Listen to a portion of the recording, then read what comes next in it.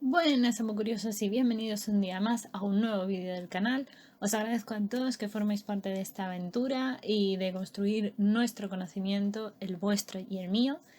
Espero que estéis bien, que estéis deseando aprender cosas nuevas o refrescar en vuestro cerebro aquellas cosillas que habíais olvidado y que vamos a intentar ir aprendiendo y o refrescando, insisto, en estos vídeos y en este vídeo de hoy, sin ir más lejos. Y ya sabéis, por aquí os dejo las redes sociales donde encontrarme y siempre podéis leer cosillas que pongo y demás cosas. También tenéis el correo. Bueno, me podéis localizar de mil formas, estoy disponible para vosotros. Y dicho todo esto, comenzamos con el tema de hoy. La reproducción sexual, por su parte, exceptuando a los ciliados, que son los únicos que tienen reproducción asexual únicamente, la reproducción sexual en principio es anfimíctica, es decir, que normalmente lo que hace es unir a los gametos haploides procedentes de estados diploides de individuos separados.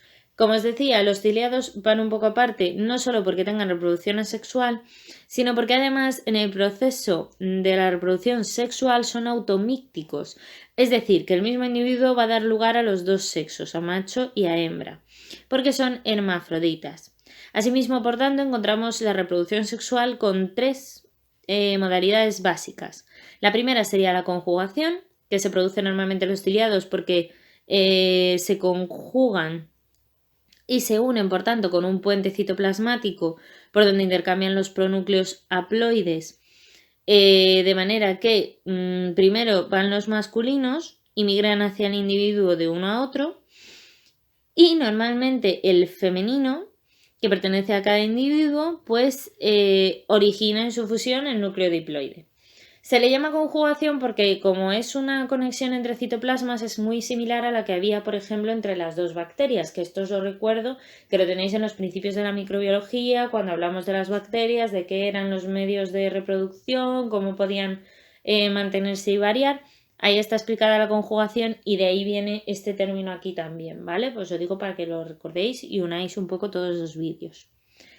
La citogamia, que es otro tipo de reproducción sexual, es cuando dos individuos unen sus cuerpos mediante dos puentes de citoplasma, uno superior en la zona de la boca o bucal y otro posterior, en principio en aquellos espacios o bolsas donde se fusionan los pronúcleos, como ocurría en la conjugación, ¿vale? Solo que digamos que también se fijan por la boca para que no haya posibilidad de desunión, ¿no?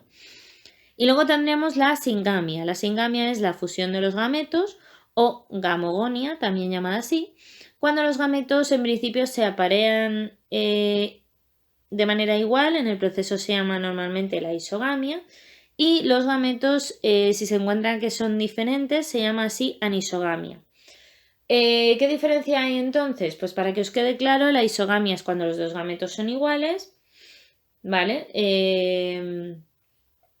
Y la anisogamia es cuando son diferentes. El caso más típico de anisogamia es el ser humano, por ejemplo, o los mamíferos en general, o bueno, en general los tetrápodos son muy buen ejemplo porque el óvulo suele ser mucho más grande en tamaño que el espermatozoide. Convencionalmente, esto es mucho más similar y más típico en los metazoos, y normalmente el microgameto es el más pequeño y es el más móvil, como os decía, pues el caso del espermatozoide, e incluso flagelado, y el macrogameto es el más grande y el más inmóvil.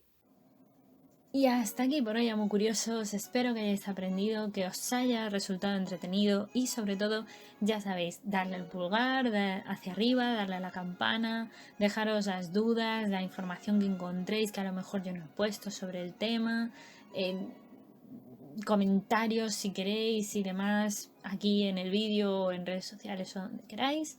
Y nada, pues simplemente espero que esta pieza de Lego os haya ayudado a construir un poquito más vuestro conocimiento. Y ya sabéis, nos leemos por redes sociales, nos vemos en el próximo vídeo. Muchas gracias. Ya sabéis que podéis compartir vuestro conocimiento siempre con todo el mundo. Y nada, que la ciencia y la fuerza os acompañe.